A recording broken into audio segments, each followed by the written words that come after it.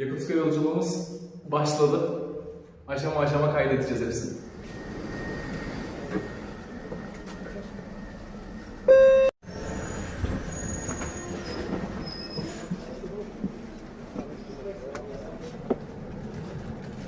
Numaralı koltuk.